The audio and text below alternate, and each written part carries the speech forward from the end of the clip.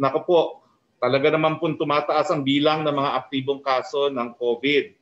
Meron nang nai-report kahapon na 4,899 na mga bagong kaso ayon po sa March 14 case bulletin ng DOH. At bukas po, yung magiging case bulletin ng DOH, kasama na rin po ang inyong abang lingkod because as of 11:29 this morning, nakuha ko po ang resulta na positibo po ako para sa COVID. Now, ang mabuting balita naman po sa akin, lahat ng mga nagkaroon ng close contact sa akin po, yung aking mga dalawang huling test ay noong March 10, negatibo po tayo. No? Itong March 10 po, nag-test tayo dahil nga po sasama tayo kay Presidente sa Dumaguete, kinabukasan 11. So negative po tayo noong March 10. Pero itong test po na kung saan tayo nagpositibo, ito po ay kahapon lamang para nga po sana ngayon para sa pagpupulong kay Presidente mamaya at dito po lumabas na tayo ay positibo.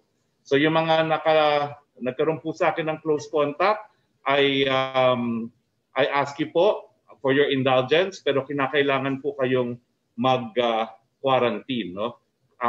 Kung kayo po ay nagkaroon ng close contact sa akin. Pero yung pinuntahan ko po sa Ilocos, gaya ng aking sinabi, negatibo naman po ako noong March 10. Okay. Lumabas po ang resulta, 11:29, nandito na po ako sa opisina, kaya tinutuloy ko na rin po ang press briefing. Nag-iisa po ako ngayon sa aking opisina. And that is why we are on Zoom. Now, since isa na ako doon sa tinamaan ng COVID, ang tanong po, ano ba ho talaga ang dahilan at bigla tayo nagtaas ng numero ng COVID? Well, unang-una po, no, meron po lumabas na report na kino-quote yung sinasabi ko na excellent tayo sa handling. Excellent naman po talaga tayo sa handling until this month of March kung saan sumipa ang mga kaso ng COVID. Ang tanong, ito ba ay dahil nagpapabaya ang taong bayan? Ako ba ho'y nagpabaya? Sa tingin ko, hindi naman, no? Dahil sumusunod po talaga tayo sa minimum health cost. Pero tignan po natin ang COVID-19 daily confirmed cases sa buong Pilipinas, no? Yung October 12 po, tignan po natin yung October 12 data, no? Ito pong March 14 data, nagpapakita na itong nakalipas na linggo talaga ng Marso, dyan sumipa po talaga yung mga numero ng COVID, no? So, itong linggo lang naman po talaga siya sumipa. Pero kung titignan po natin yung datos ng October 12, and can I have the slide for October 12, please? Oo, makikita nyo naman po sa ng October 12, ito po yung matapos tayo magbukas ng ating ekonomiya, hindi naman po sumipa ang mga kaso. Can I have the slide for October 12, please? Wala eh. October 14 yan eh. March 14 to eh. Pero kung titignan niyo po yung by October 12, no? Tignan niyo po yung October 12, no? So October 12, dyan po tayo nagbukas, no? Hindi naman po siya tumaas. In fact, pababa. Tapos kung makikita niyo dun sa Pasko na marami talagang nagkaroon ng pagtipon-tipon, makikita niyo rin po na hindi naman ganun talagang tumaas siya, no? Nung Pasko. So ang conclusion, hindi naman po siguro dahil sa nagiging pabaya tayo. No? Hindi ko rin masasabi na ito po ay dahil sa mga bagong variant dahil hindi naman po ako dalubhasa. No? Pero ang hindi natin makakaila, talagang lahat na po ng mga variants ay na-discover na dito sa Pilipinas. Ito po yung gusto kong tignan ninyo. No? Yung October 12 decision na kung saan tayo nagbukas sa ekonomiya, mababa naman po yung mga kaso ng COVID. At kung titignan nyo rin yung mga kaso matapos ang Pasko, mababa rin po ang mga kaso ng COVID. No? So, bagamat hindi po ako pwede mag-conclude dahil ako po hindi dalubhasa, siguro naman po meron talaga ibang dahilan kung bakit sumisipa po. At hindi po ito bumubura ng ating mga nagawa sa mga nakalipas na taon na talaga naman pong tumaas ang kaso at napababa po natin yan. So anyway, nasa 560,512 naman po ang gumaling, samantalang 12,829 po ang namatay or 2.06 case fatality rate. Nakikiramay po kami sa mga naging biktima. Ang tanong, puno na ba ho ang ating mga ospital? Tignan po natin ang infographics. No? Ulitin ko po, yung desisyon ng IATF kung mananatili sa kaparehong quarantine classification ay nakabase po sa mga aktibong kaso at tinitingnan din natin kung meron pa tayong sapat na kakayahan na bigyan ng atensyon yung mga magkakasakit ng malala. As of 14 March po, meron pa tayong 55% available ICU beds. Meron pa po tayong 62% isolation beds. Meron pa po tayong 71% available na mga ward beds. At meron pa po tayong 74% available na mga ventilators. Ito naman po yung numero natin sa testing, no? Mula sa isang laboratory noong March 2020, meron na tayong 229 laboratories ngayong March of 2021. Mula sa higit na 1,000 or 1,282 actual tests kada araw noong Marso 2020, ngayon ay pumapalo na po tayo sa halos 40,000 tests or 39,117 average daily testing output ngayong March 2021. Nasa mahigit 9 na milyon or 9.2 million ang total number ng ating na-test. Katumbas po ito ng 8.4% ng ating buong populasyon. Tingnan naman po natin ang ating isolation facilities. Ito po ay sinamarize natin dahil ngayon nga pong araw nito, ironically, the first day na nalaman kung positibo rin ako, it's also the first year kung kailan po tayo nag-impose ng ECQ. No? Pero tingnan po natin yung ating mga isolation facilities. No? Mula sa isang isolation facility noong March 2020 sa New Clark City, meron na tayong 10,000 isolation facility sa buong bansa as of March 2021.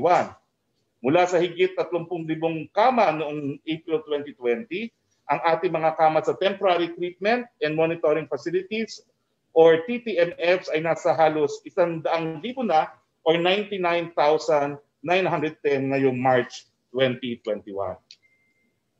Sa ngayon din po, kilala na natin ang COVID-19 at alam na rin natin ang ating mga alam na rin ng mga medical frontliners natin kung paano alagaan ang mga pasyenteng may ganitong sakit.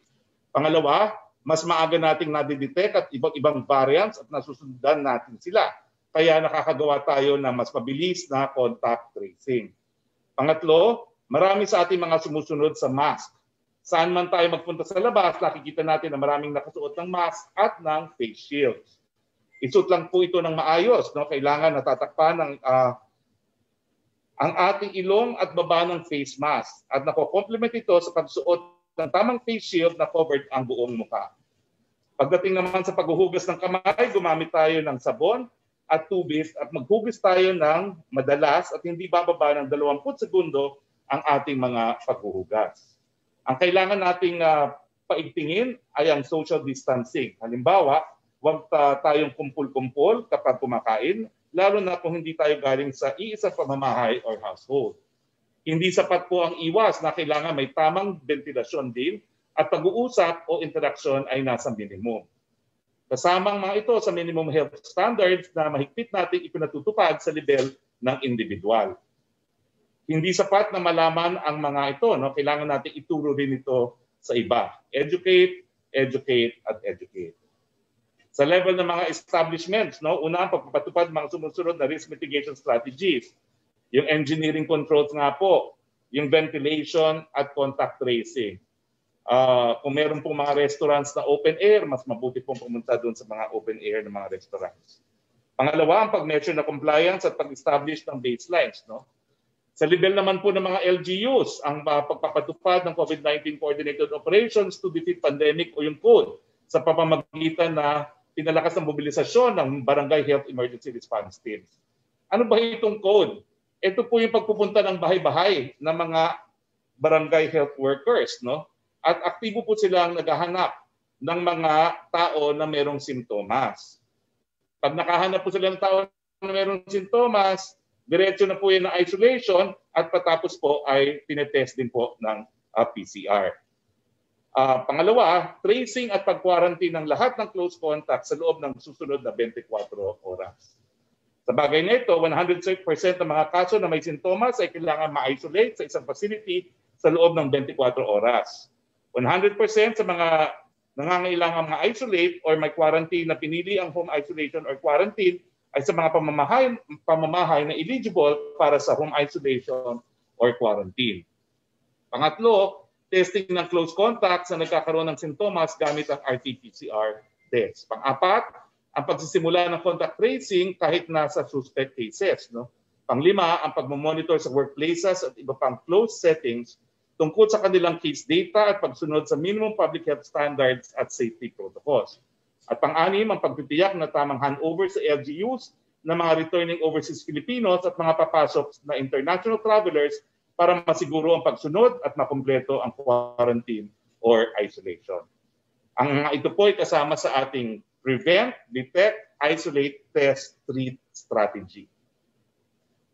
Okay. Inaprubahan po ng Metro Manila Council na simula ngayong araw, 15 ng Marso hanggang sa katapusan ng Marso ngayong taon, ay magkakaroon na ng curfew mula alas 10 ng gabi hanggang alas 5 ng madaling araw. Para naman po sa mga commercial establishments, ang operating hours ay mula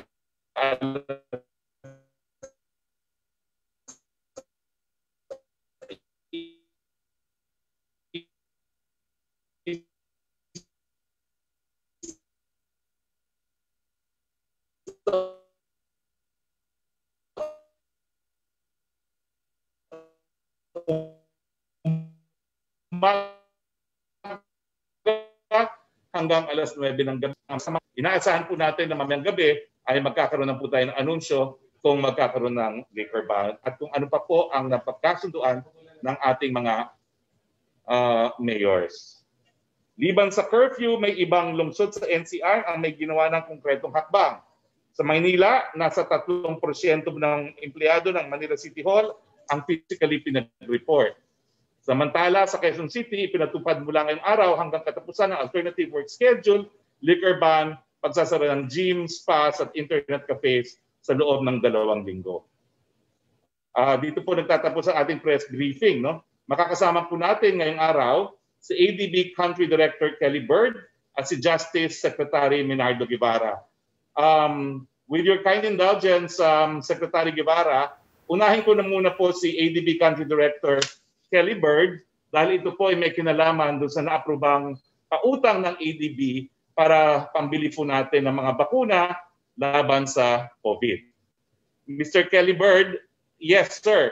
Can you tell us how much was the loan facility approved by the ADB, and can you please confirm that this was the very first loan extended by the ADB in connection with government's purchase of COVID-19 vaccines? The floor is yours, Mr. Bird.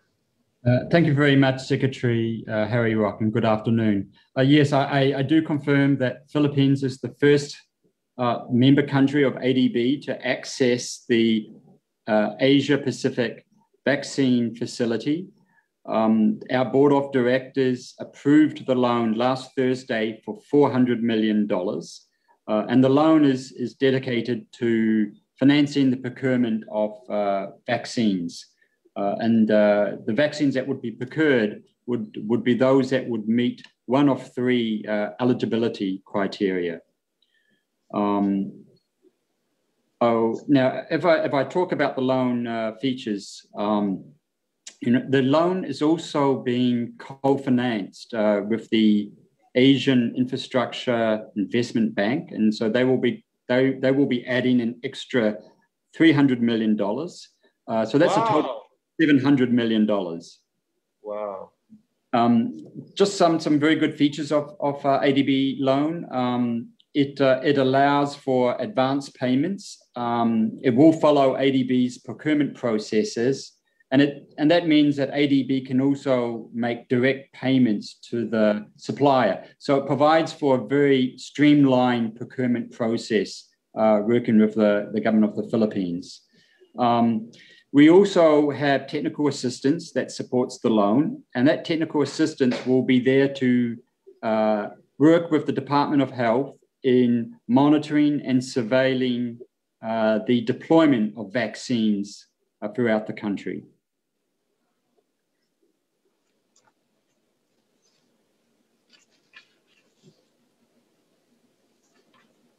Okay, so it's 700 million, and what kind of vaccines can the Philippines purchase using this loan extended by the ADB, co-financed by the AIIB? And since this was co-financed by the AIIB, does this mean that we can also buy Chinese vaccines using the 700 million loan? Okay, so under the facility, there is 3 criteria for which vaccines can be procured. And the objective of that criteria is to ensure that the vaccines are safe and effective. The first criteria is that the vaccines should be selected for procurement under COVAX. And COVAX is a global coalition which is aimed to procure vaccines that are safe to ensure that developing member countries have equitable access to those vaccines. So that's COVAX. So if it's been selected for procurement under COVAX, then that would meet the first criteria. The second criteria is that the vaccine has been pre-qualified by the World Health Organization. And the third criteria is that the vaccine has an emergency use approval from a stringent regulatory authority listed by WHO, and that those vaccines are produced in that country. So there are the 3 criteria. And as long as the vaccines fits in under one of those criteria, it is eligible for financing under the project loan. And just give you an example, the Serum Institute of India, they are producing under license from AstraZeneca that vaccine. They call it Covishield. That brand, for example, meets our first eligibility criteria as it's been selected for procurement under that first criteria by COVAX. So the government of the Philippines is obviously discussing and negotiating with vaccine suppliers. And for those vaccines that would be procured under ADB, they would need to meet one of those criteria. A number of those vaccines are now have a pathway towards meeting one or two of those criteria. Okay.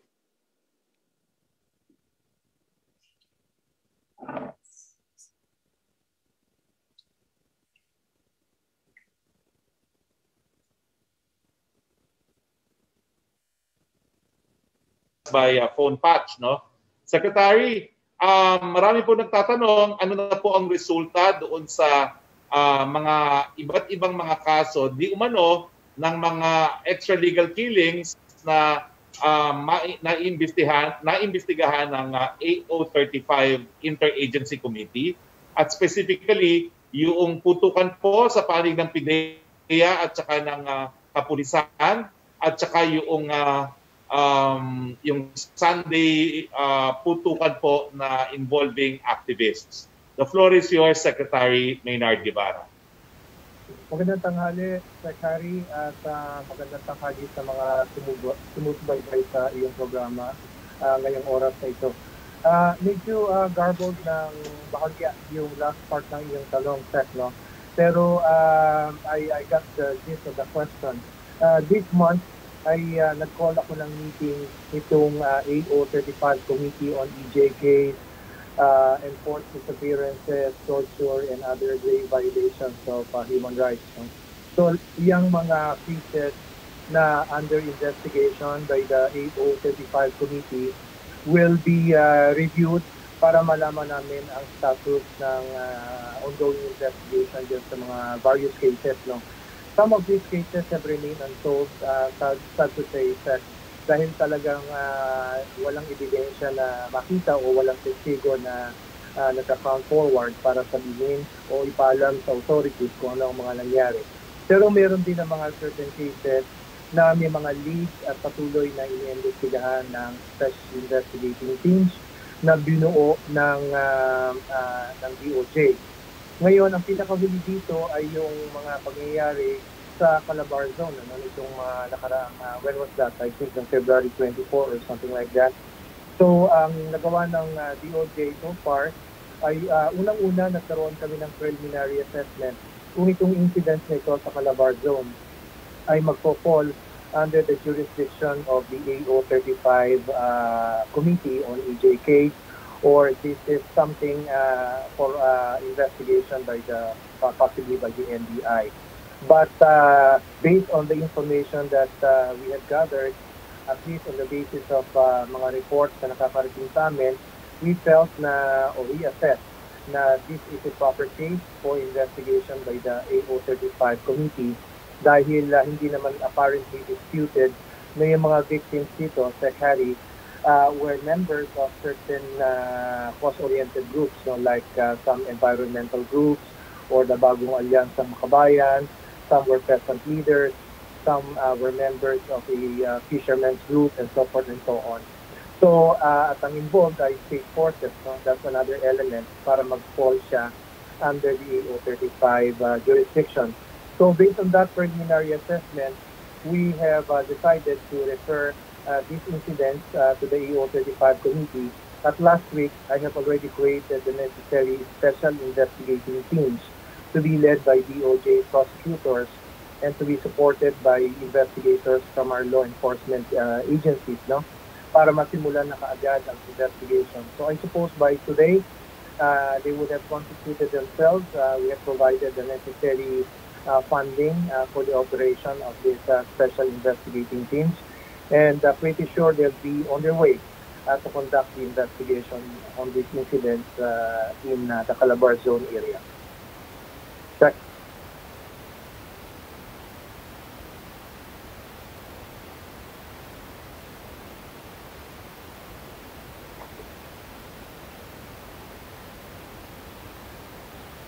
For you in a while, no? So, simulan na po natin ang ating open forum. Yusek Roque, please. Hello, good afternoon, Secretary Roque, and sa ating mga bisita. Sir, Secretary, unahin ko na po itong tanong ni Laila Salaveria. Ano po, Yes.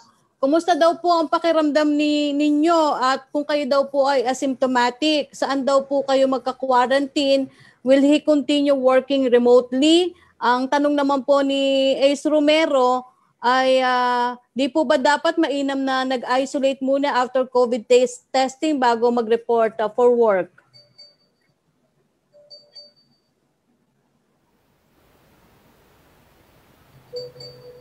Secretary?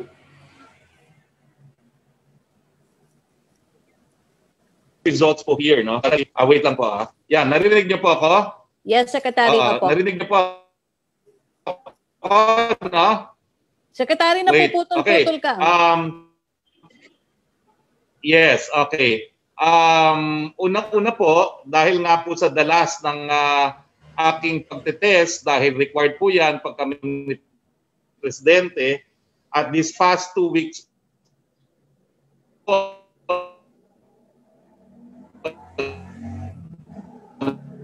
no, I have had Secretary, to go po ay negatibo, no? Siguro po I have had a total of mga yes. Secretary, I'm sorry I've pero had a total of mga around 35 malabo. Opo, Malabo daw ang Secretary, linya. naputol po kayo dun sa unang sentence ninyo na dahil sa dalas po ng pag-test nyo dahil required pagpupunta kayo kay Presidente, naputol po kayo doon. Okay, sinasabi ko po, sa dalas po ng mga pagpupulong namin kay Presidente, I have had to undergo at least 3 PCR tests a week dahil every 48 hours po yan, no? At these past 2 weeks, talagang po dahil sa rollout nga ng vaccines, no? I had no less than 35 PCR tests po, no? Since I came back as spokesperson for a year. So talagang it came as a surprise and as a shock, no? It's not just a shock na after about 35 tests, nag-positive tayo, no? Pero sa akin po, almost routine na ito na on a Sunday afternoon, preparatory to the Monday evening meeting with the President, nagpapakuha na ng RT-PCR test. And before this nga po, nag-test tayo nung 10th of March. And before that, kompleto po yung aking test. Dahil nga po, the vaccine rollout, sunod-sunod din. I suppose po, I followed naman po all the procedures itong RT-PCR test naman po for Sunday for today is preparatory nga po for the President, no? Pero as usual, no, ako po ay nagpunta dito sa aking opisina for the usual 12 p.m. press briefing, and the result was actually released at 10. It was released wait, nawala yung aking, but I was informed about an hour later about the result, no? And before that, I will just read all the test results that I've had, no? I had one in, so the latest was yesterday, March 14. I had one in March 10. I had one in February 28. I had one in February 26. I had one in February 23. I had one in February 18. Pero kulang pa ho ito kasi meron akong 10 days in March na ito. Meron akong 3 pang mga resulta na hindi physically hawak ko, no? So sa akin po, it's become almost part of my routine, no? Na 2 to 3 times a week nagpi-PCR. And always, you know, I pray that I'm negative, and always I've been negative for the past year. Pero exactly 1 year after ECQ, nahabulan po ako ni COVID-19. Pero wala naman po ako masyadong exposure dahil I came to the office. Ang aking routine po, nag-iisa ako sa opisina, reading my briefing papers and reading all the papers. So wala po talaga ako halos contact with anyone in the office. And right now, I'm alone in my office. Kaya nga po medyo mahirap ang connectivity natin because no one is assisting me on Zoom. Secretary, wala po ako nararamdaman. I'm asymptomatic. I'm very much shocked and surprised na bigla ako nag-positive. But I had a confirmatory antigen test kasi dito po sa Malacanang, nag-antigen po kami ng mga bisita, and it also tested positive for antigen.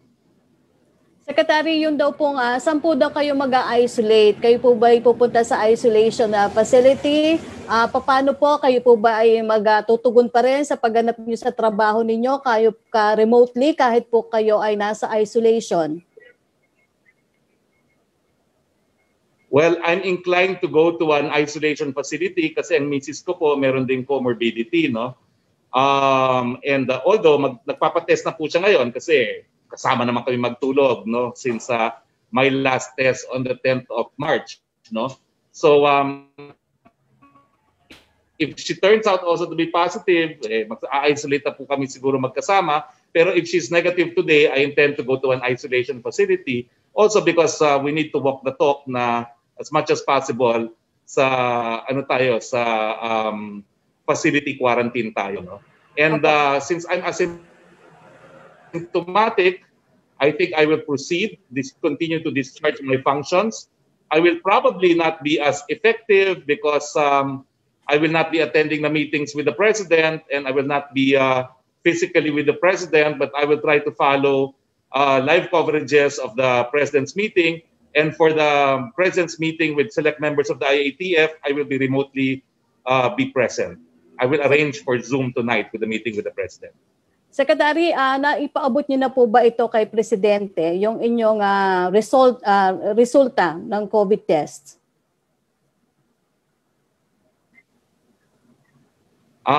Well, hindi pa po, no? But pinakokontak ko na po ang PMS para nga to arrange for the remote attendance in the meeting later. Pero as I said po, negative po tayo for the Dumaguete trip, no? And I did not have any close contact with the President. Hindi po ako nakalapit sa kanya, just from afar.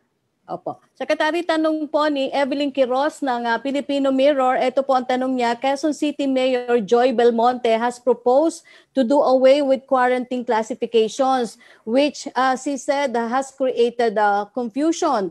Why does the government keep persisting with quarantine classifications instead of just imposing a total lockdown? Kasi nga po, Evelyn, napakahirap ng total lockdown, no? Mas marami na pong naghihirap ngayon dahil sa lockdown kaysa dun sa mga nagkakasakit ng seryoso dahil po sa COVID-19. Napakahirap po talaga ng trabaho ng IATF at kaya po nakikiusap ako sa mga iba, no, na sana po maghinay-hinay sa kanilang mga deklarasyon. And I will specifically mention na po yung Okta Research. We appreciate po all your comments, pero talagang maselan po talaga yung pagbabalanse na ginagawa natin ngayon. Kaya po napakadali sana mag-recommend ng course of action, pero tayo po talaga, it's a deliberative body. It takes us hours to arrive at possible recommendations to the President dahil lahat po talaga kinoconsider. Sa ngayon po talaga, tinitignan natin yung hindi lang tumataas na kaso, tinitignan din po natin yung ating healthcare utilization, no? At magtiwala naman po ang taong bayan na talagang we are always guided by data, no? And of course, all recommendations will be as a result of a very delicate balancing act. We all want to be healthy because unless we are healthy, we cannot work. But the reality po talaga is there are now more people hungry because of total lockdowns than compared to those na nagkakasakit ng seryoso. Opo. Question ni Evelyn Quiroz para po kay Secretary Menardo Guevara. Secretary, DOJ Administrative Order Number 35 created a task force to find out if violence was necessary when the members of the Philippine National Police and the Armed Forces of the Philippines serve search warrants in joint operations in several areas in Calabarzon. What has the task force accomplished at present? Research, Rocky, thank you for the question. Pero yan yung sinagot ko earlier, no, Evelyn, yung tukol doon sa mga nagawa na AO35 committee regarding this incident sa Calabarzon. No? As I mentioned earlier, nakagawa na kami ng assessment dyan, na proper yan for the AO35 committee to investigate. We have created a special investigating teams last week to start the investigation of the incidents in these various places. And we have provided the necessary funding for the work of these special investigating teams. We are also trying to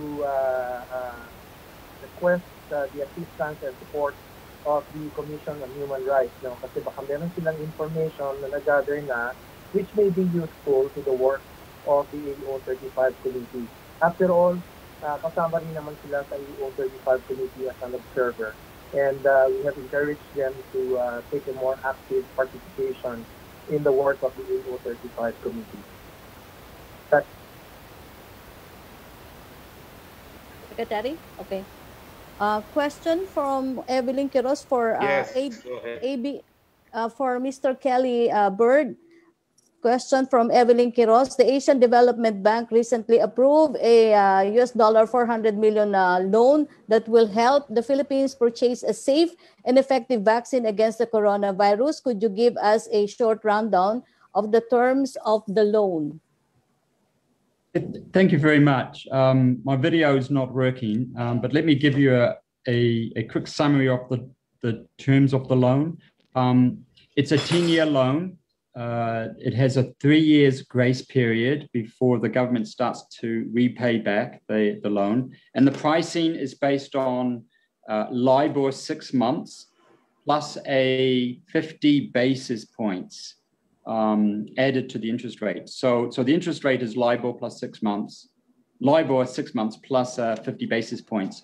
The LIBOR 6 months is currently around 0.19%. So overall, at the moment, the interest rate would be 0.69. They are the terms. Okay, thank you. Thank you, Mr. Bird. Secretary, ang susunod pong magtatanong si Mela Lesmoras ng PTV. Hi, good afternoon, Secretary Roque, and sa atin pong mga guests. Una sa lahat, Secretary Roque, kukumustahin ko lang po sana kayo kasi may mga kababayan tayong nag-aalala, may comorbidities din po tayo. Ano po yung pakiramdam natin ngayon? At i-reiterate ko lang, Secretary Roque, even po ba tayo nagkasakit, tuloy-tuloy pa rin po ba yung magiging briefings po natin?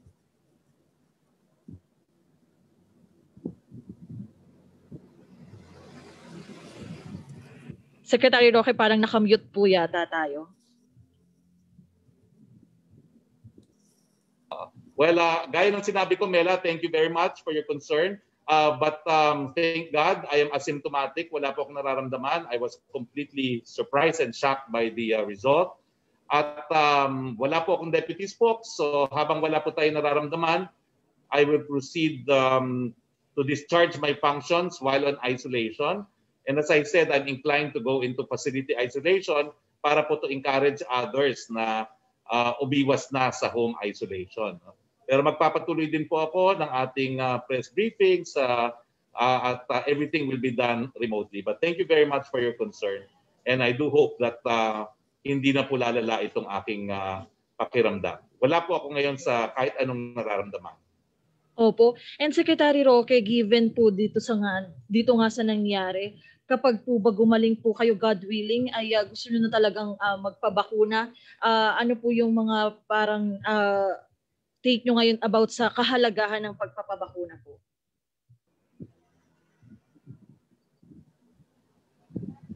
Well, alam niyo po, nagsisisi nga ako na hindi ako nagpabakuna noong panahon na yun sa PGH. No?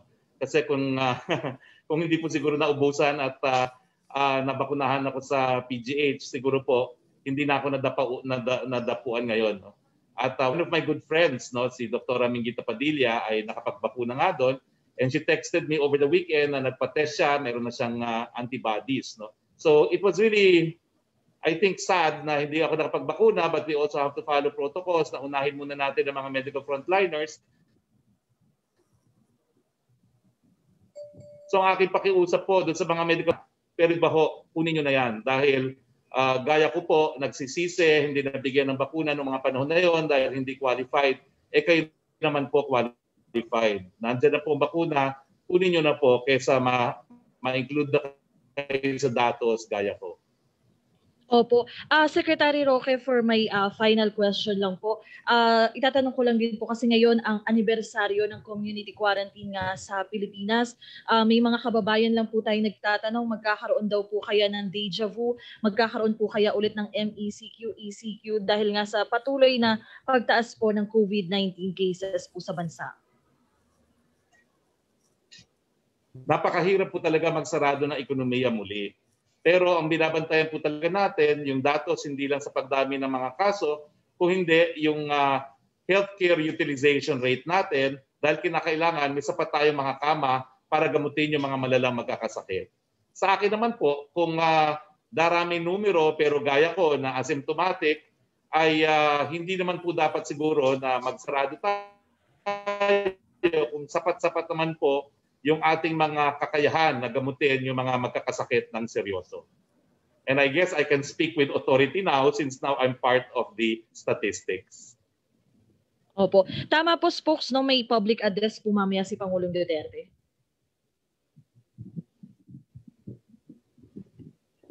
Meron po siyang public address. I will join remotely. Okay. Thank you so much po, Secretary Roque, and hiling po namin yung paggaling niyo. Ay, maraming salamat po. I appreciate it po. Thank you, Amela.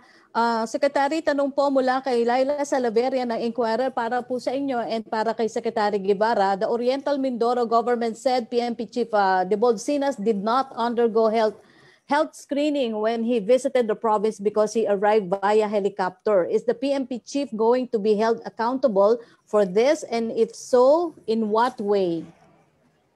Sa akin po, I leave that to DILG. Kasi sila po yung merong supervision sa PNP. Perhaps si Secretary Maynard can answer also. Thank you, sir.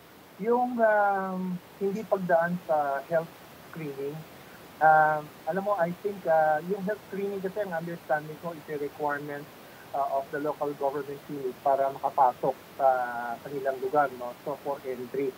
So, as far as General Sina's case is concerned, mooted na yun kasi in fact nakapasok na siya. No? So, tama naman si Sec Roque, this is a matter for the DILG to consider. Pero para sa akin ang mas mahalaga, apart from yung siya ay hindi dumaan sa health screening, ay kung meron bang ibang violations na nagawa si General Sina nung siya ay pumunta doon sa lugar na yon, like nagkaroon ba ng mass gathering na hindi authorized, or yung proper wearing of mask and face shields and social distancing.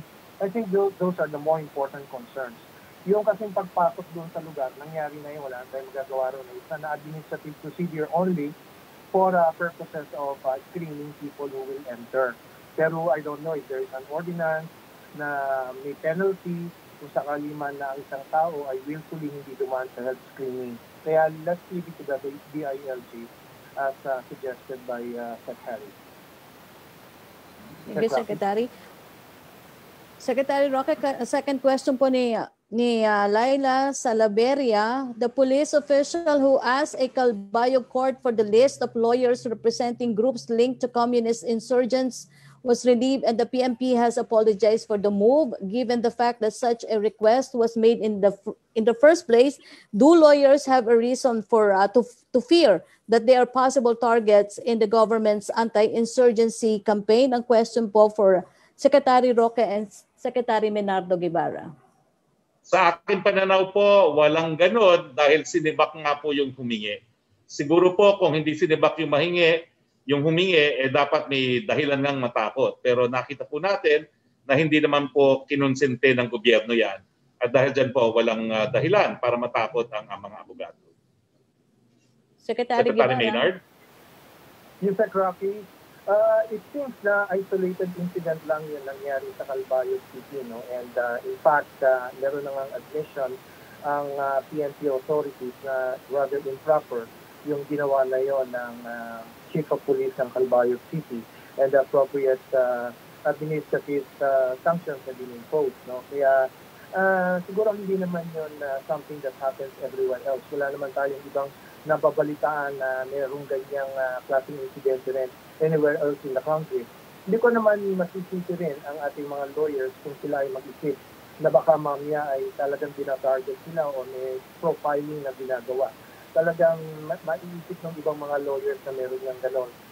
Kaya ang pinakamabuti dyan ay talagang mag-ingat na lamang ang ating legal professionals sa kanilang mga ginagawa.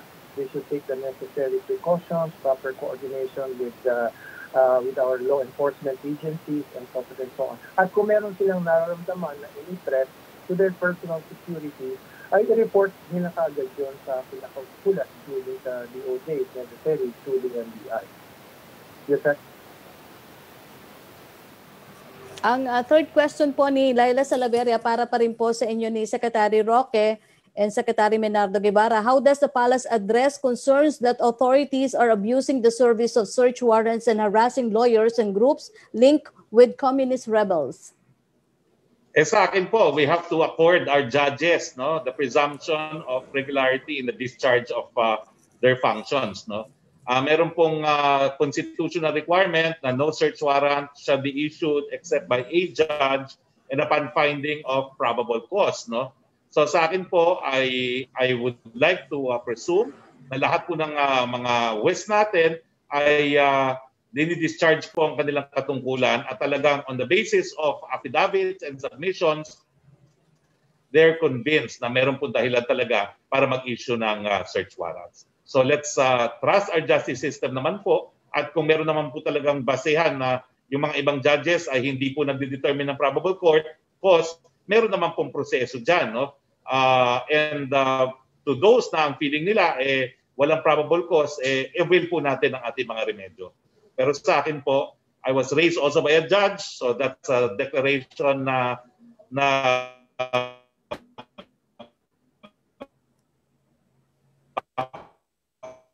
bias po ako, pero nakita ko sa pag-issue ng search warrant dahil alam po nila na napaka-importante ng kalayaan at ng privacy ng ating mga tahanan. Secretary Maynard, would you like to add? Yes, from my point of view, generally speaking, ang problema ay hindi naman talaga doon sa issuance ng search warrant. Kasi talagang dumadaan naman yan sa isang very tedious process na ang judge ay nagko-conduct ng searching inquiry at yun na nagiging basihan kung siya ay mag-i-issue ng search warrant. Ang talagang nagiging problema dyan is not in the issuance but in the implementation of the search warrant. Kasi kuminsan may tendency na gumagamit ng unnecessary force ang mga nag-enforce or nag-serve ng search warrant. Kaya nahanduan ng problema. Kaya kung darating yung mga insidente na ganito, na magkakaroon ng abuse sa pag-serve ng search warrant, gumagamit ng unnecessary violence, and so forth and so on.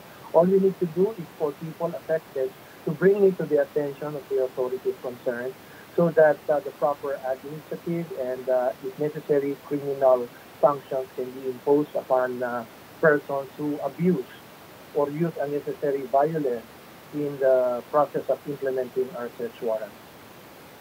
Yes, sir. Secretary Guevara, salamat po. Si Trish Tarada po, ang susunod na magtatanong. Trish? Hi, Go ahead, good afternoon Trish. po. Good afternoon, Spoke. Sorry to hear about the results of your test. Thank you very much. Thank you. Sir, first question na lang po siguro, would it be safe to say now that there could be delays in the further reopening of the economy? Would it be wise to delay it at this point with the situation that we have? Well, ako po, with this personal experience of mine, no, I will continue to work in isolation. Ang diferensya lang po, nakakahawa po, so I will isolate myself, but I will work in isolation. I will continue to discharge my functions. I will continue with my press briefings, with the monitoring of the President's activities. So sa akin po talaga, I hope to serve by example, no, na we need to live with this virus. No? So sa akin po talaga, hindi po ako nasa laylayan ng lipunan, pero I could imagine na yung mga no work, no pay, talagang nagdarasal po na sana makapagpatuloy sila magtrabaho dahil sa ngayon po, wala rin po tayong ayuda na nasa budget, no? Kahit anong budget. No? So magiging mahirap po talaga para sa mga nasa laylayan ng lipunan na mabuhay kung magsasarado muli ng ekonomiya. Mm-hmm. Sir, it's been 1 year since Metro Manila was placed on lockdown. People are demanding for answers. Kanina po you provided somehow an explanation kung paano posibleng nangyayari po ito lahat. But many are asking who should be accountable for this surge? Is it the economic managers who pushed for the opening of the economy? Or is it the IAPF who's supposed to be on top of the situation, or the COVID campaign? Or is it the LGUs, the DILG, the PNP for failing to enforce the rules? Or is it government officials for failing to set an example to the public, or is it the public for failing to comply with the minimum health standards? Alam mo, I think it's the nature of the virus to mutate. At mabuti na lang hindi siya na-mutate na mas nakakasakit siya ng seryoso. Kung hindi, mas nakakahawa siya. Jovan, can you show again the graph? Ayaw ko pong isipin na ito'y dahil sa pagbubukas ng ekonomiya. Kasi ang datos... Spokes, we can't hear you. Wala po yung signal. Does not support yung dalawang graphs natin na after we reopen the economy, ito po, October 12 tayo nabukas ng ating ekonomiya, pababa pa nga po ang mga kaso. At tignan ninyo, matapos ng Christmas Day, pababa pa rin ang mga kaso. So wag po natin sisihin yung ating pagbubukas ng ekonomiya. And I guess, coming from someone now with COVID, that should make an impact. Hindi po talaga pagbubukas sa ekonomiya naging problema. I think bibigay ko rin po yung aking samples for RNA testing sa UP at tingnan po natin, no, baka nga itong mga bagong variants ang dahilan kung bakit mas nakakahawa na siya. Dahil ako naman po, strict rin po ako sa aking sarili dahil nga sa aking mga comorbidities, pero nadapuan pa rin. So I don't think anyone should be blamed. Kaya nga lang po, it's the nature of viruses to mutate. And let's just be thankful that it has mutated in a way na mas nakakahawa siya, pero hindi po mas nakakamatay. Mm-hmm. Sir, itong number of cases, of course, it's rapidly increasing. But then, yun nga sabi niyo po, what's important is that we look at the data and that there's sufficient healthcare capacity.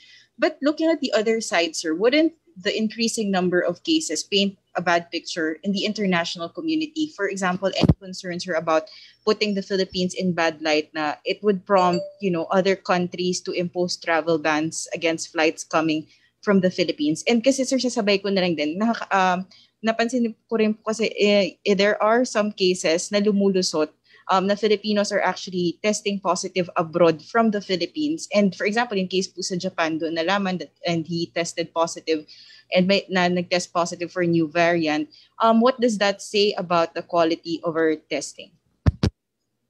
Rish, unang-una, hindi lang po sa Pilipinas nagkakaroon ng increase of cases. It is worldwide. At ito pong dahilan kung bakit despite our surge sa mga kaso, number 30 pa rin po tayo sa mundo. No? Tumaas po talaga tayo in terms of active cases from 36 to 28, pero nananatili pa rin tayo na for every 1 million population, 135. At bumaba pa po ang ating case fatality rate. So the fact na hindi tayo nabago sa ranking, that means worldwide, other countries are having more cases. No? Now, and this is despite the fact na mas maraming countries ang ahead na sa vaccination. No? So I think, although I am not a scientist and I'm not in a position to conclude, we cannot discount the mutation of the virus as one of the grounds for this surge. Pero alam nyo kasi, ayaw kong palaging sinasabi na nagpapabaya ang mga Pilipino kasi kahit saan naman ako pumunta, talaga naman pong sumusunod naman yung nakikita kong karamihan ng mga Pilipino. Pero dun sa mga hindi sumusunod, nako, yan na nga po, may surge na, no? Kaya dapat, kung dati hindi kayo sumusunod, dapat siguro sumunod na ngayon dahil ayaw nating matamaan tayo, no? Dahil pag tinamaan tayo, hindi pa rin tayo sigurado na hindi tayo magkakasakit ng seryoso. Sir, final question. Yung trips po kaya ni Pangulo or yung movement ng Pangulo, would it be restricted again? Mababawasan po ba yung mga biyahe niya considering our situation now? Well, actually, tatanungin ko po ang PSG, no? Pero very busy po si Presidente this week. He has 2 out-of-town trips scheduled for this week. At actually, even before I found out I was positive, I was going to ask si Chief ng PSG, Jess Durante, kung anong mangyayari sa schedule ng ating Pangulo. So I will still ask after this press briefing. Thank you, Spokes. Please get well soon. Thank you. I really appreciate that. Secretary, tanong mula kay Rosalie Cos ng UNTV. Kasabay po ng naitalang 5,000 bagong kaso ng COVID-19 kahapon at isang taong anibersaryo ngayon mula nang ideklara po yung lockdown sa bansa dahil po sa pandemic. Nag-trending sa Twitter ang hashtag Duterte Palpak. Ano ang masasabi ng palasyo kaugnay nito?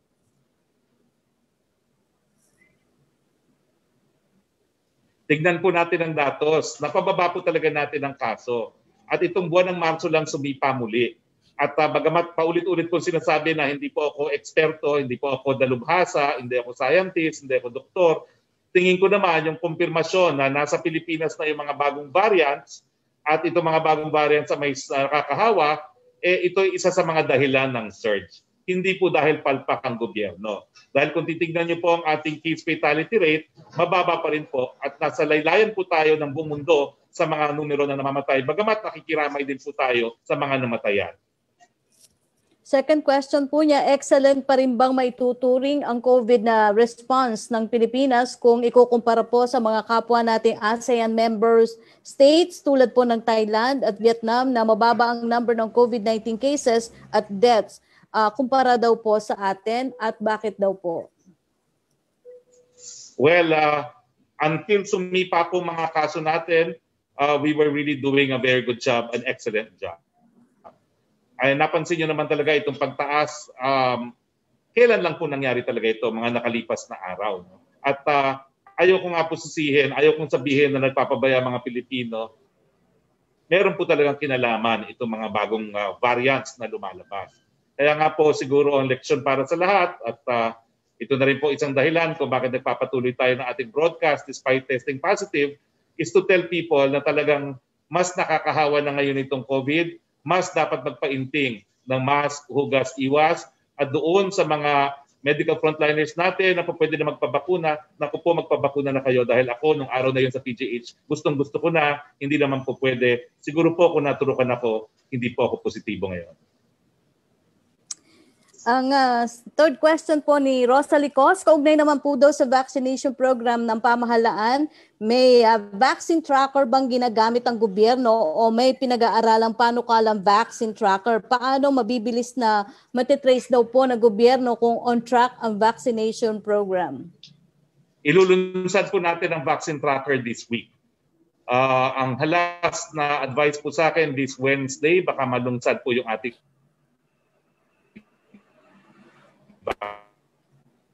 Secretary, napuputol po kayo, Secretary? Tracker. Importante po talaga.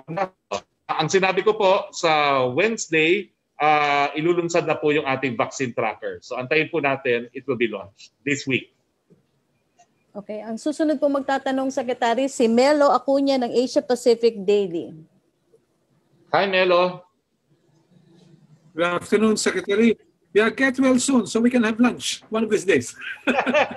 Please get well soon. Virtual lunch. We can have a virtual lunch. I just have some questions for... Of course. May I ask Mr. Kelly Bird of Asian Development Bank just two questions. Ms. Kelly Bird, good afternoon. Mr. Bird. Good afternoon. I hope you're still in. Yes, nice to see you, Mr. Bird. With the surge in COVID-19 cases in the Philippines and views that the Philippine economy has taken a beating from the pandemic, would you think our government, without the assistance of finance or fund social amelioration programs for the people who are most vulnerable? Mr. Bird? Sorry, Mello, you were a little choppy there. Could you repeat your question, please? Yes. Okay. With the surge in COVID-19 cases and with the beating our economy has taken from the pandemic, would we be able to sustain social amelioration programs without ADB and World Bank and AIIB support? Okay, thank you very much. You know, if we look at ADB's support to the Philippines, last year, you know, our support has been sort of categorized into support for immediate relief, rebuilding the damage that was done, plus supporting the recovery. So last year we provided $10 million. And that helped to provide food support to 160,000 families in Manila during the lockdown last year. We also provided a $3 million grant to establish a laboratory at J.B. Lingard Memorial Hospital. And we also just most recently provided a $2 million grant to support the Department of Education with their last mile schools, you know, providing equipment to poor children in remote areas for their distance learning. We also provided quite significant assistance to support, for budget support, supporting the government's fiscal response. We had a $1.5 billion loan, and we were able to use that to leverage $1.2 billion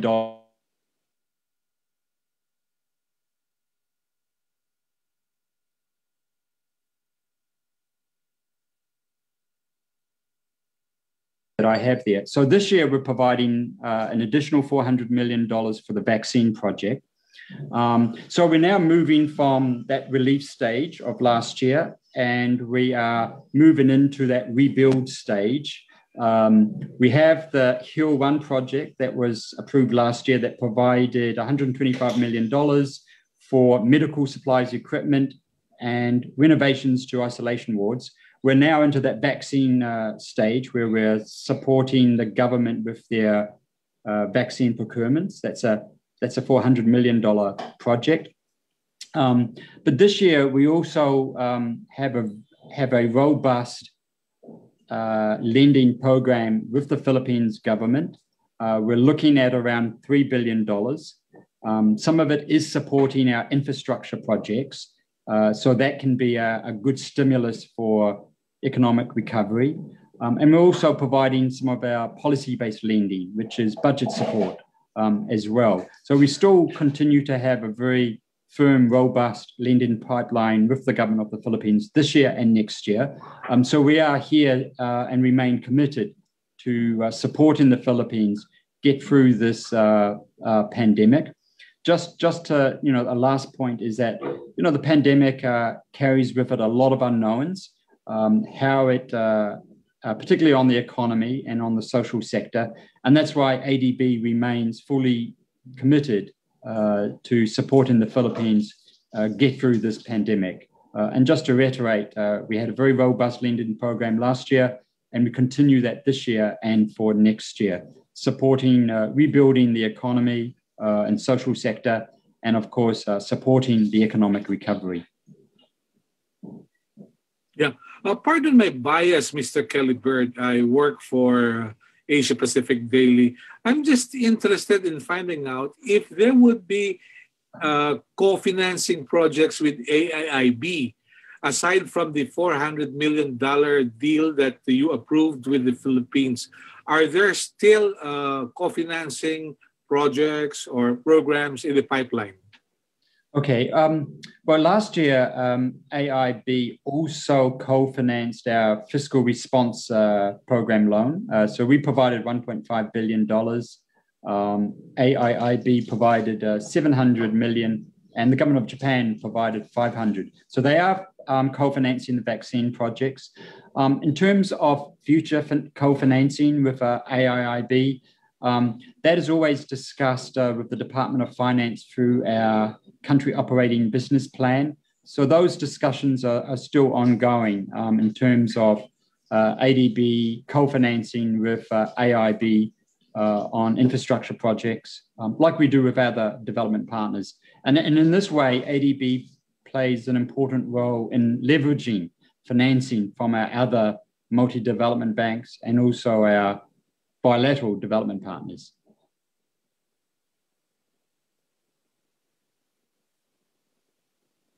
Thank you very much, Mr. Kelly. Looking forward to seeing you one of these days. For Secretary Guevara and Secretary Harry Roque, I came across a memorandum, and there has been no denial from the DILG, which says that the DILG should look into organizations such as Alliance of Concerned Teachers in private and public schools of DepEd and Confederation for Unity, Recognition, and Advancement of Government Employees or Courage in Government Offices. The letter or memorandum was allegedly signed by Assistant Secretary Alexander Macario, advising their staff, their officers, to initiate an investigation on the matter and validate employees who are definite members of such organizations. What do you make of this, Secretary Harry and Secretary Guevara, please?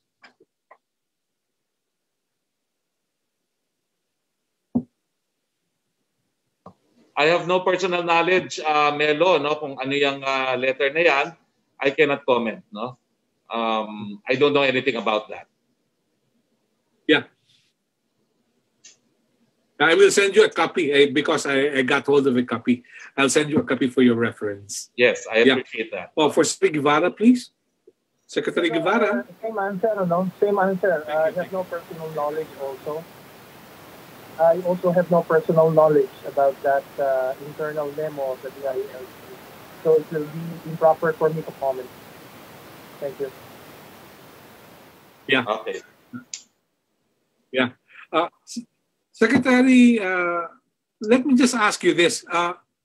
What problems have you encountered in the performance of your duty to investigate what has been mentioned in Administrative Order number 35? Have you received the cooperation and assist from the other government agencies which are expected to be of help? Secretary Guevara, please. Yes, definitely, Melo. Yung mga na-expect namin na assistance and support from the other member agencies of the Interagency Committee, no, on EJK ay nakukuha naman ng DOJ. In the past, medyo may konti lang siguro lack of collaboration with CHR dahil merong parang sort of reluctance din on the part of each side to share information, no, in the past. But we have overcome, I think, that obstacle, and both our side and the CHR have agreed to cooperate more closely in the investigation of incidents allegedly committed in violation of civil and political rights, no, or human rights in general. But insofar as the other members of the interagency committee are concerned, like the NBI, the AFP, the PNP, the DILG, the DND, and so forth and so on, we have gotten the necessary support and cooperation from them. They have always been attending our meetings. But really the problem is when we get the necessary information or evidence on the ground. Marami dito sa mga kasong ito, presumably, were planned so carefully at yung mga witnesses in some of these incidents ay parang nag-express ng hesitancy or reluctance to come out, come forward, and provide us with the necessary information. Yun ang sinasabi ko eh. Yung mechanism itself is there. Ginagawa naman at yung pwedeng gawin, no? Hanapin ang mga possible na witnesses, mag-gathering ng necessary information doon sa pinangyarihan ng incident and so on and so on. But until and unless people who had personal knowledge about the incident would come forward and give us first-hand information, it's really difficult. So yun ang kailangan itong AO35 committee. Not the support of its member agencies because we get them anyway. It's the cooperation of the people, of the witnesses, yung mga may personal knowledge dito sa mga incidents na ito. Yun ang kailangan ng interagency committee. If they come forward and let us know what they know, what they have seen, mas madali ang magiging solution dito sa mga cases na ito.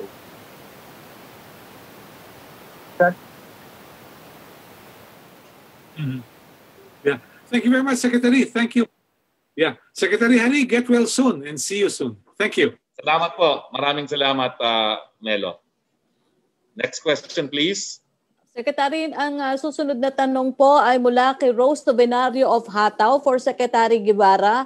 Ano daw po ang status ng NBI probe sa umano'y multi-billion pesos investment scam ng DV Bower Farm ni Dexter Villamin? Ano daw po ang order ng DOJ sa mga piskal sa mga kaso sa korte laban kay Villamin, considering na umano'y ipinagyayabang niya ang umano'y malawak na impluwensya niya sa DOJ, DA, DOST, AFP, PMP, Congress at maging sa media. Ano daw po ang maitutulong ng DOJ upang mabigyan ng hustisya ang mga umano'y biktima ni Villamin, lalo na ang OFWs? Thank you, Rose. Rose, I don't even know who this Villamin is. No? So I wonder kung ano yung sinasabi niya na meron siyang influence over DOJ prosecutors or investigators. No? In any event, itong alleged scam, I don't know if it was really a scam, no? But apparently parang ang allegation ay Ponzi type of scheme ito, no? Involving this firm known as DV Bower Farm Incorporated or something like that. Ang alam ko dyan ay matagal lang na-investigahan niya ng NBI at ang NBI ay nakapag-file na ng appropriate complaint for syndicated estafa and or I think violation ng Securities Regulation Code.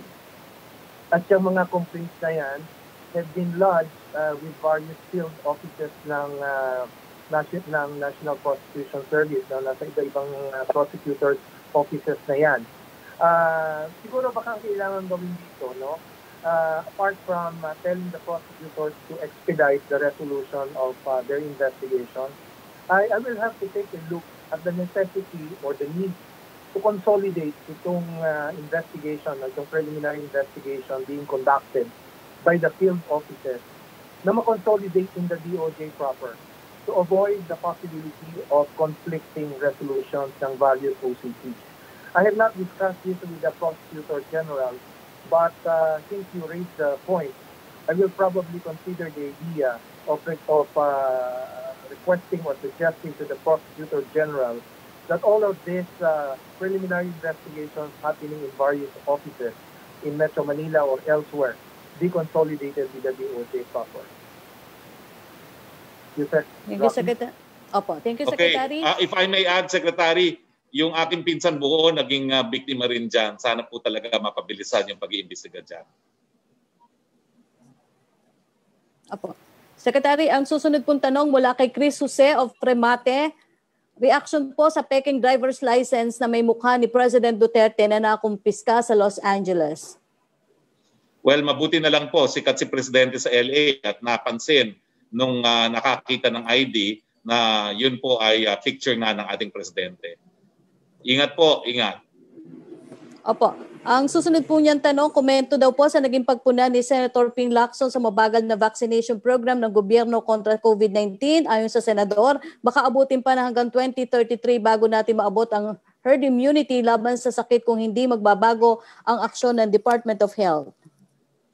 Well, sa akin po, pwede siguro talagang pabilisan pa. No? Pero let me explain na limitado naman po ang bakuna natin ngayon. At ang ating binabakunahan ngayon po ay ating mga medical frontliners. No? E nagkaroon nga po kasi ng EUA, yung Sinovac, na not recommended for health workers, kaya binigyan natin ng option ang mga health workers. Isa po yan sa dahilan kung bakit medyo mabagal talaga ang rollout, kasi yung mga umayaw ng Sinovac, kinakailangan balikan at i-offer uli ng AstraZeneca. Pero pag dumami na po ang supply natin at binuhos na po natin yan, dinistribute na natin yan sa pamamagitan ng lokal na pamahalaan at wala na pong pilian, mas mapapabilisan po talaga yung proseso. Opo. Ang susunod po magtatanong si Pia Ranyada ng Rappler. Go ahead, Pia. Hello, Sec. Sec, could I go to Secretary Guevara first? Yes, please. Okay, Secretary Guevara, these two questions are from our Justice reporter, Lian Buwan. The first question is, our independent data culled from official data from DOJ and the Supreme Court and recently flags data shows that from Marcos to Aquino, there were 49 lawyers, judges, and prosecutors killed. That's 49 killings in 44 years compared to 61 in just 5 years under President Duterte. Sir, what can you say about this? Because people are saying that it's because the President has created an atmosphere of violence and impunity. This is Roque. Medyo garbled yung last part ng question, Pia. Would you kindly paraphrase the question for me, if you don't mind? All right. Is it a question about Secretary, because the data showed that in the 5 years that the President has been in power, 61 lawyers, judges, and prosecutors were killed, and this is a big number compared to 49 killings over 44 years from the Marcos time to Aquino. So, can we just get your reaction to these big figures? Alam mo, yung trabaho ng mga lawyers, alam naman nila yan from the beginning that their profession is fraught with danger, no? So, I am not in a position to say, Pia, na may kinalaman kung sino ang presidente, no? Doon sa number ng mga namamatay na abogado o piskal o judges, no? Kasi in the exercise of their profession, many lawyers, no, are representing clients even before who are involved in very controversial cases. May mga drug cases, may anti-terrorism, may mga terrorism cases, corruption cases, election cases. So, yung mga ganong klaseng, yung nature ng mga cases na hinahawakan nila really exposes lawyers to some personal risk or safety, or issues of security. Nangyayari talaga yan.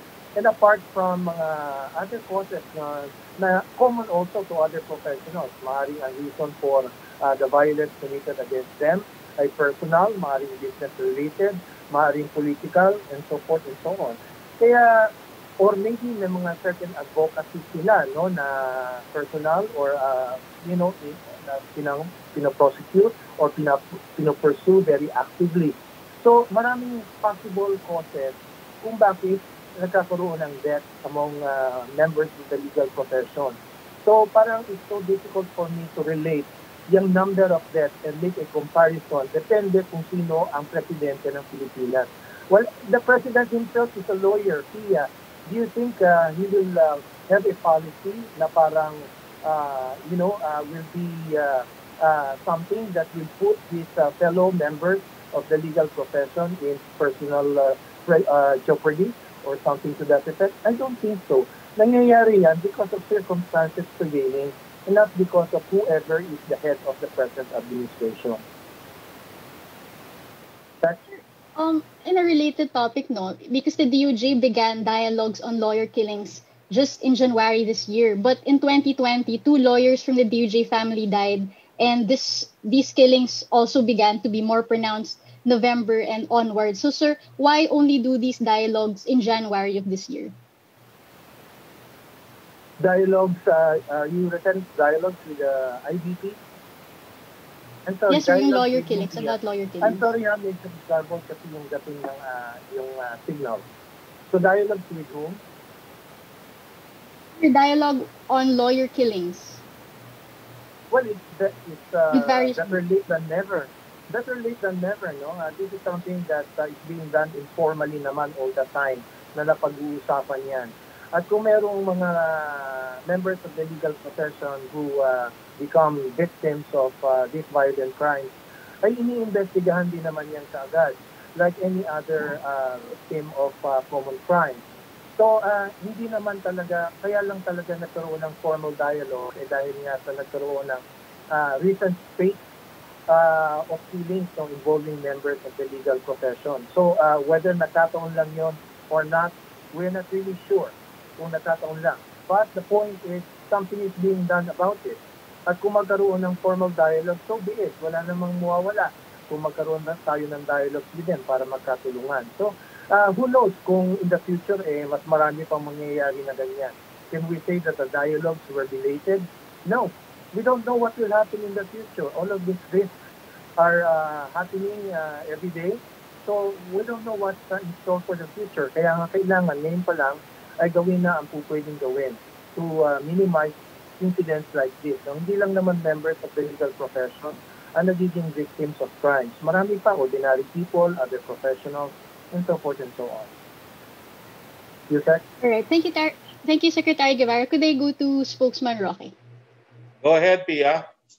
Right, sir. Why have we not heard President Duterte comment on the Calabarzon killings to express sadness or concern on this matter, given that the DOJ already said it merits investigation? It's been a week already since the killings. Because he's awaiting results of the investigation.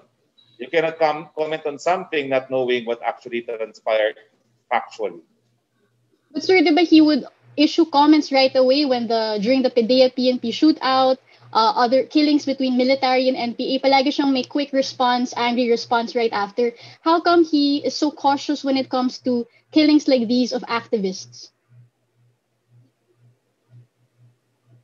Let me correct you on the PDEA-PNP shootout. He was quiet, except for the fact that he said that the NBI will take over the investigation to ensure partiality of investigation. So until now, he has not commented on the case.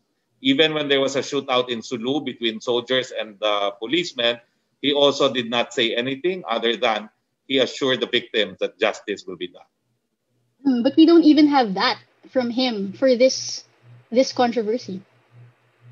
Assurance because we from are his mouth. awaiting for investigation. Yeah, because we are awaiting for investigation. That's the answer. How can the palace convince Filipinos and the international community that the president is not quietly supportive, in fact, of such brutality? Because we've already traced many of his remarks. Like in 2017, he said that he would arrest legal fronts of communist groups for conspiracy. And then we have Brigadier General Felipe Natividad saying that the president's EO-70 is the reason why they conducted those raids in the first place. Because he has told the police that he will stand by them if they are in compliance and in the discharge of their official duties, meaning that the use of force is because there is a threat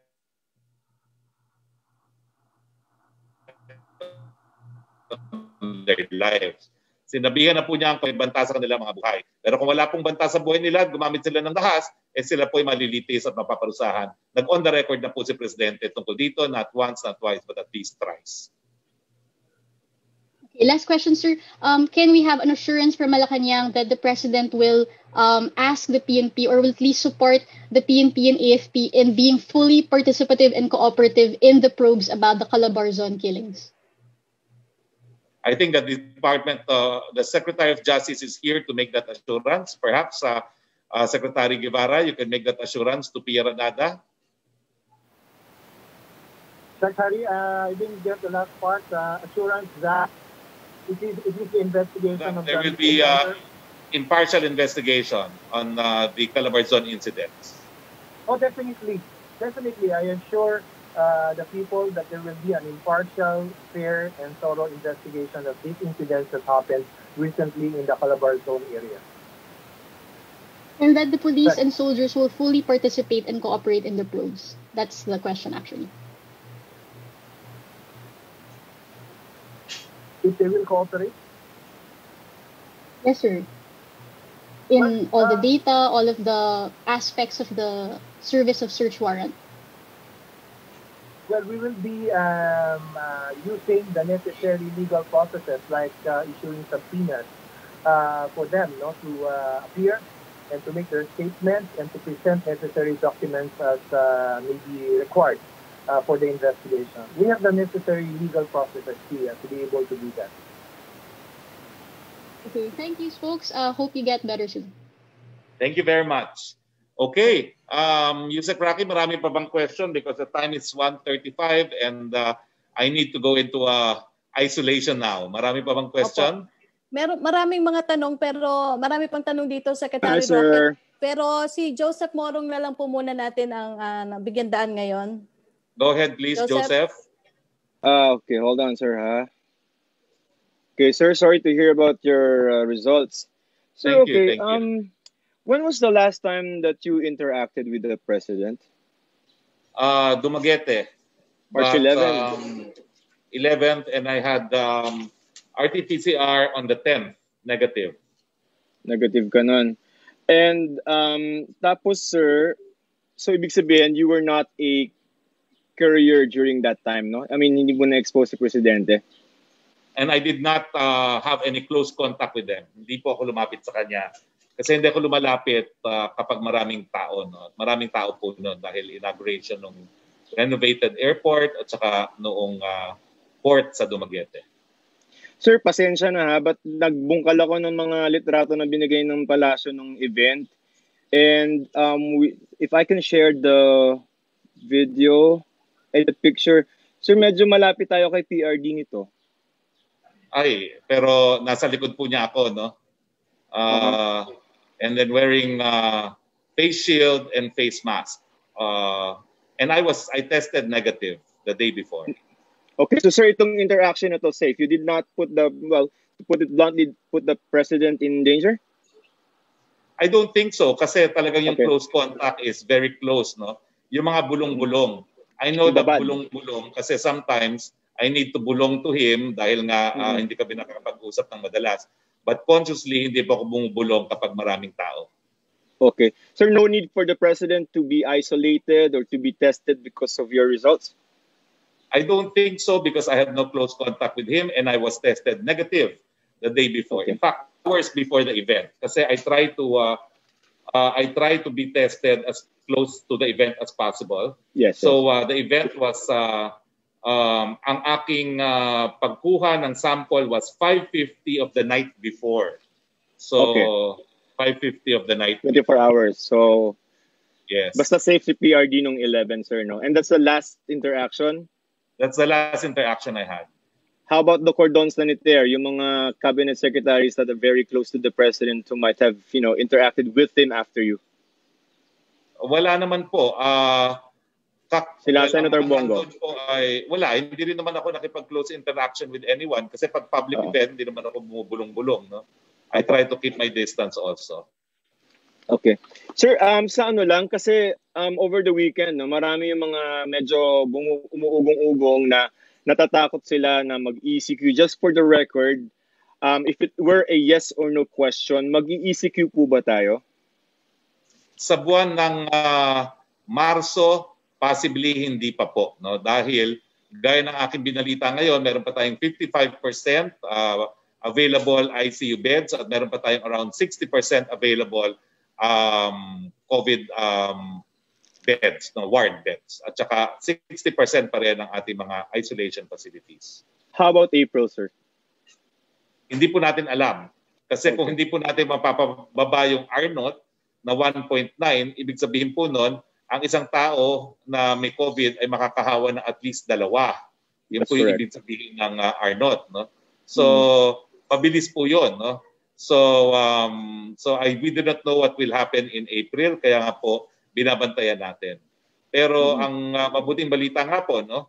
Unang-una, mas alam na natin kung paano bigyan ng medical attention ang mga nagkakasakit ng seryoso. No? Alam na natin na ang nasal flow cannula ay nakakasalba ng buhay at alam na natin kung ano yung mga gamot na nakakasalba ng buhay para sa mga magkakasakit ng masigurado.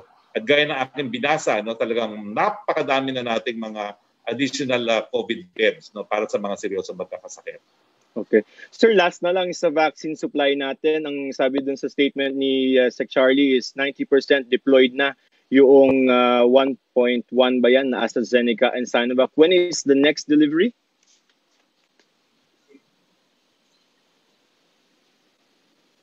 Kakaroon tayo ng at least 1 million na Sinovac, tapos meron pa tayo 400,000 na donated din ng Sinovac. That's within the month of March. March, sir. May dadating tayo sa March. March. May darating pa po na Sinovac. 1 million na binili at saka yung 400 na additional donation. Additional. So we will not have a situation, sir, na we are facing a surge in cases but we don't have vaccines. Hindi naman ganon. Hindi po. At pagdating po ng Abril, dyan na talaga darating yung bulto ng ating mga in-order. Kasama na po yung mga Novavax at yung iba pang ating in-order na scheduled for arrival. Isa pa nga pala po, no? Natapos na rin yung pagsusumite ng lahat ng dokumento ng Sputnik 5, no? So inaasahan po natin anytime now na ang Sputnik 5 ay baka mabigyan na rin po ng EUA. Sir, would you be able to tell us now yung result ng India trip ni Secretary Galvez, or that will have to wait for the President's meeting tonight? Ang tingin ko gusto po ni Secretary Galvez, ang report niya will be directly to the President, which we will witness also in the Talk to the People. I will be there virtually. But can you say now it's been a success even without divulging the pictures and in the numbers? I think it is a success. Mm-hmm. Okay, sir. Ingat po kayo. Magpagaling po kayo, sir. Thank you. Maraming salamat. Ingat din kayo. Opo, Secretary Roque, advice niyo po ako, pwede po bang magtanong pa or kailangan niyo na po magpahinga? Go ahead. Since nandito naman tayo, go ahead. Sa tanong po ni Samed Denilla, para po kay Secretary Guevara, na-complete na po kaya ang new version ng concession agreement ng government to Maynilad and Manila Water Company? If yes, kailan po kaya ito ipipresent for the said company for their consideration? Yes, Yusek Rocky, we had our last meeting, yung Water Concession Agreement Review Committee about 3 weeks ago. And we already ironed out yung mga remaining major issues during that meeting. We'll be having another meeting this coming Wednesday. So I suppose that kung meron lang natira pa ng any minor point, ay mapaplan pa na yun during this meeting on Wednesday. And after that, we shall be ready to sign a new water concession agreement with Manila Water. And after that, susunod na namin yung discussions with the other concessionaire, Maynilad. Yes, sir. Thank you. Thank you, Secretary Guevara. For Secretary Roque, tanong mula kay Lanes Capante of GMA News, when will the country be able to vaccinate 250,000 to 300,000 individuals per day against COVID-19, which is the required number to meet the 50 million people target within 2021? Are there... Go ahead, sir. Inaasahan po natin na darating ng second and third quarter yung bulto ng ating orders. So pag dumating na po yung talagang marami ang ating mga bakuna, kaya po natin yan 250,000 hanggang 300,000 a day. Second question niya, is the government's failure to secure COVID-19 vaccine supply at an earlier date also a factor as to why COVID-19 cases are increasing? Hindi po, tingin ko talaga, again, hindi po ako nagsasabi na ito na talaga ang dahilan, pero dahil kumpirmado naman itong mga new variant at alam na po natin kung paano sila anong anyo nitong bagong variant, may kinalaman po siguro yung new variant na yan without saying na ito lang talaga ang dahilan. Pero patuloy po ang pakiusap natin, mask, hugas, iwas, at dun sa po pwede na magpabakuna, na po, wag na po kayo magantay na mahawa pa, magpabakuna po kayo. Tanong po ni Pia Gutierrez ng ABS-CBN, the President said that he plans to relax quarantine restrictions once the country already has an ample supply of COVID vaccines. Will he reconsider in light of the recent surge of COVID-19 cases and the presence of different COVID variants in the country? Yun nga pong sinasabi ko, napaka-delicate nitong pagbabalanse, no? At hayaan po natin munang dumating ang mga bakuna, hayaan natin mabigayan sa ating mga health workers, sa ating mga seniors, at kapag nabakunahan po natin ang health workers at seniors, kaya naman po ng ating kababayan na mabuhay na naririyan ng COVID. Talaga nga lang po matindi yung exposure ng mga health workers at matindi po talaga ang tama ng COVID sa mga matatanda at merong comorbidity. So yun po talaga ang dapat natin bantayan. So nakikiusap nga pala po ako ang aking karanasan nako nung linggo no na madami ako nakitang mga seniors na nasa labas. Kayo po kapag kayo tinamaan ng COVID, hindi po gaya naming mga mas bata, mas matindi po epekto ng COVID. At ngayon pong parang mas nakakahawa itong mga bagong strain, nako pakiusap po sa mga seniors, manatili po sa inyong mga tahanan. Opo. Tanong ni John Punsala ng ABS-CBN, with coronavirus cases surging and protocols being tightened, at least 2 senators lament that we seem to be back to square one. Do you agree with this statement? Why or why not? Hindi po, dahil bago naman sumipa ang mga COVID cases this March 19, itong buwan ng March, talaga naman po napapababa natin ang mga numero. And worldwide, talagang sumisipa po ang mga numero, kaya hindi pa rin tayo umaalis sa posisyon natin na number 30. Ang dahilan po dyan is talagang buong mundo are experiencing this kind of increase in numbers. Opo. Ang second question niya, as the Philippine COVID-19 quarantine enters its first year, what does the government think was its biggest mistake in crisis management and how could we do better?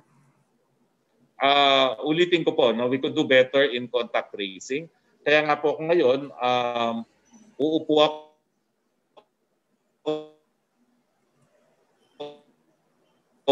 at isusulat ko lahat ng aking magtatawagan. Ako na magko-contact tracing sa lahat ng naging contacts ko. No? At in this connection, siguro, USEC, no? Sasabihin ko na yung mga resulta ko para, kasi we have to trace back 14 days. No? So itong test where I tested positive was 14. Result came out today, 15. Ang last test ko was 10. Result came out also on the 10th, negative. Before that, 6. Ang nilabas ng resulta ay 7, negative. At saka 2 of March, 3 ang lumabas, negative. Pero before that, meron pa rin akong test na actually for February, ito yung marami talagang test sa February. 1, 2, 3, 4, 5, 6 tests for February. But the last one in February, it was February 28, negative. And then February 26 was negative. No? So talagang ang mga nakasalimuha ko lang after the 10th. The 10th and onwards, yung mga nakasalimuha ko for these past 4 days, ang isa-isa ko pong ililista at tatawagan para sabihin mag-isolate sila. At magpa-test kung merong symptoms. Opo. Tanong naman po ni Tuesday New, sa harap nga daw po ng patuloy na paglobo ng kaso ng COVID, posible po bang magkaroon ng pagpigil daw sa mga biyahe ngayong papalapit na ang Semana Santa dahil inaasahan dadagsana ang mga tao mag-uuwian sa iba't ibang probinsya?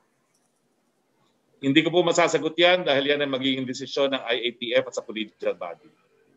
Opo, ang susunod pong tanong ni Tuesday New ay kung ano daw po, sandali lang po Secretary, kung ano daw po ang natutunan ninyo, aral, ito po, kung may natutunan kayo sa pangyayaring ito sa inyo na nag-positive kayo sa COVID kahit palagi ang pagsunod nyo sa minimum health protocols at laging pagpapa-PCR test, at ano daw po itong aral na ito? Well, ang aral po ay kahit anong ingat nyo, o pwede kayong mahawa ngayon. Although, in fairness, no, kasi nag-launch po tayo ng mga bakuna at ilang beses ako nagpunta ng hospital. Nagpunta po ako ng PGH, nagpunta ako ng Vicente Soto, nagpunta ako ng Lawag Memorial, nagpunta ako ng Roque Ablan Hospital. So, yun po yung outside of the ordinary na ginagawa ko nung nakalipas na taon. No? So, well, pero ang aking leksyon na sana matutunan ng iba, kahit gaano po tayong kaingat, pwede pa rin tayong dapuan, kaya dapat lagi pa tayong maging mas maingat pa. Opo. Secretary Roque, yung pong ibang mga tanong ay ipapadala ko po kay Ase Queenie or sa inyo para po bigyan nyo na lang po ng tugon through Viber or through text. Ako po ay umaasa sa mabilis nyong paggaling, Secretary. Maraming salamat po. Well, maraming salamat sa inyong lahat. Maraming salamat, Mr. Bird. Thank you, Mr. Bird. And thank you, Secretary Maynard Guevara. Thank you, Yusek Roque. And thank you to the men and women of the Malacanang Press Corps. Mga kababayan, tatanggalin ko naman po ito dahil nag-iisa naman ako dito. No? Hindi po tayo susuko. Okay? Hindi po tayo susuko. Walang sukuan. Tinamaan po tayo ng COVID. Wala naman po tayong sintomas. Mag-isolate tayo para wag makihawa. Pero tuloy po tayo sa ating hanap buhay. Dahil ganyan po talaga ang dapat mangyari. No? Tuloy-tuloy ang buhay maski narariyan si COVID. Pero ang pakiusap ko po yung mga healthliners na po pwede na magbabakuna. Nako, kung ako po ay po pwede na magpabakuna, hindi po ako positibo ngayon, ang pakiusap, sige na po, magpabakuna na kayo dahil maraming gaya ko na hindi pa po pwede at sana ay nagnanais na nabakunahan na rin. So mga kaibigan, hindi po tayo